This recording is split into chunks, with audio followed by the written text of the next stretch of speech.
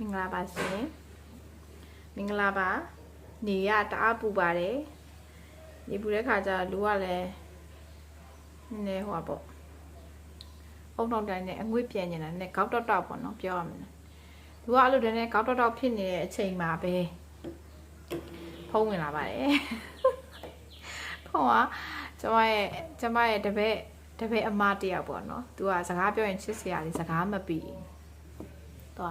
ရှမ်းတရုတ်လေးကဆီယာမစောင်းကျိုးပြတ်သွားလို့စောင်းကျိုးတက်ချင်လို့ပါသူတခြားနိုင်ငံကနေပြန်လာတဲ့ချိန်မှာစောင်းကျိုးပြတ်သွားလို့ပါစောင်းကျိုးတက်ချင်လို့ပါဆိုတော့အော်ဟုတ်ကဲ့မဘယ်ကျိုးပြတ်သွားတာလဲအမြင်တော့16ကျိုးပြတ်သွားတာသူပြောချင်တာအဓိပ္ပာယ်တစ်မျိုးကျမအော်16ကျိုးပြတ်တာဆိုတော့စောင်းကျိုးရဲ့အပေါ်ကဒုံကျိုးကြီးလေအပေါ်ဆုံးကျိုး16ကျိုးကြီးอ่ะဒါကြီးကပြက်ခဲတယ်လေစောင်းကြီးဟောင်းသွားရင်တော့ကျမစောင်းအဟောင်းကြီးရှိနေရဒါကြီးကပြက်ခဲတဲ့ဟာကိုဥမာကြောင်တွေပါလက်သေးနဲ့ကုတ်လိုက်လို့ပါလို့ဆိုရင်တော့ပြက်တာပေါ့နော်16ကျိုးပြက်သွားလို့16ကျိုးပြက်တာတဲ့ဆိုတော့ကျမသိမကြားလိုက်ပထမတစ်ခေါက်နောက်တော့မအံ့ဩသွားတယ်အဲ့တော့ကျမဘောမှာဒါပထမဦးဆုံးကျိုးတက်ဖို့အတွက်ကိုအံ့ဩမြင့်တက်နော်သူပြက်သွားတဲ့ဆောင်းကဒီမှာ16ကျိုးလုံးပြက်သွားတာ16ကျိုးလုံးဒီမှာကြည့်ကြပါဦးရက်ကလို့16ကျိုးလုံးပြတ်သွားကျမဒါဘယ်လိုပြန်တက်ကြမလဲအဲကျမနဲ့တော့မရတော့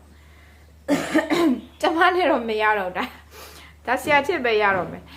အဲ့တော့ဒီကျိုးပြက်ရတဲ့အကြောင်းအရင်းရရှိ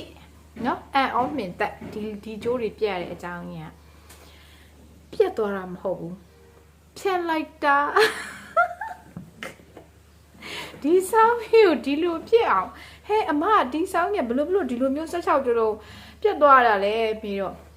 ဆီယာမရဲ့မပြောချင်ပါဘူးတဲ့ကျမရဲ့တူလေးရတဲ့ကက်ကြီးနဲ့ညှက်ကြည့်လိုက်တာဆောင်းရိုးညှက်ကြည့်လိုက်တဲ့ခါကျသူကတကြိုးညှက်လိုက်တဲ့ချိန်မှာသူဒီဆောင်းရထောက်နဲ့ပြက်သွားတဲ့အရာတာကိုသူသဘောကျသွားအဲ့တော့သူတော့တကြိုးထပ်ဖြတ်တယ်ဖြတ်ရင်းနဲ့အခုမြင်တဲ့အတိုင်းပါပဲရှင်16ကျိုးလုံးမရှိတော့ကဲကျမကဘယ်လိုတက်မတော့နော်ကျမအကြိုက်တက်ရတော့မယ်အဲ့တော့ကျမကတော့မတက်တော့ဘူးကျမဆရာချစ်စီကိုပဲပို့လိုက်တော့မယ်ဆရာချစ်ရေစောင်းကျိုးတက်ပေးပါအောင်အဲ့တော့ကျမရဲ့ပြိတ္တတွေကိုစောင်းသင်ခန်းစာတွေသင်ပေးဖို့ရှိရနော်ကျမမီးတွေပြက်ပြီးနေလို့မကောင်းပူပြီးတော့မူးနေတဲ့ခါကျတော့ကျမအဲ့ဒါကိုဗီဒီယိုရက်ကော့မယူနိုင်သေးတာဖြစ်ပါတယ်เนาะကျမဗီဒီယိုတွေနဲ့ကျမရဲ့ပြိတ္တကြီးကို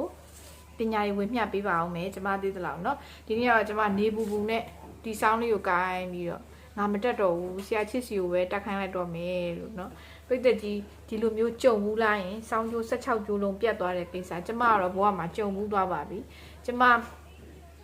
စာတင်နဲ့ဆောင်းဆရာမအဖြစ်စာတင်နေတဲ့10နှစ်ကျော်တက်တန်းအတွင်းပေါ့နော်စောင်းဆရာမဖြစ်ရက်တည်ခဲ့တဲ့10နှစ်ကျော်တက်တန်းအတွင်းမှာတော့ကျမဒါပထမဦးဆုံးပါပဲဘာဖြစ်ရော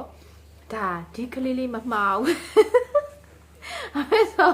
तू ကဒီဟာကိုစောင်းလို့ तू တူရိယာတခုလို့ तू မြင်မှာမဟုတ်ဘူးလေခလေးဆိုတော့ तू ကဒီဟာကိုကျိုးကိုဖြန့်နေမှာကျိုးလေးတွေကတင်းထားတာဆိုတော့အဲ့ဒါကိုထောက်နဲ့ဖြတ်လိုက်တာเนาะခလေးတဘာဝဆိုတာဖြစ်တတ်ပါတယ်เนาะကျမဘောမှာဒါစောင်းကျိုး16ကျိုးလုံးဖြတ်ခံရတာပထမဆုံးပဲကျေးဇူးတင်ပါတယ်ရှင်ဗီဒီယိုလေးကိုကြည့်ပြီးလို့နောက်ဗီဒီယိုမှာပြန်ဆုံပါမယ်တတာ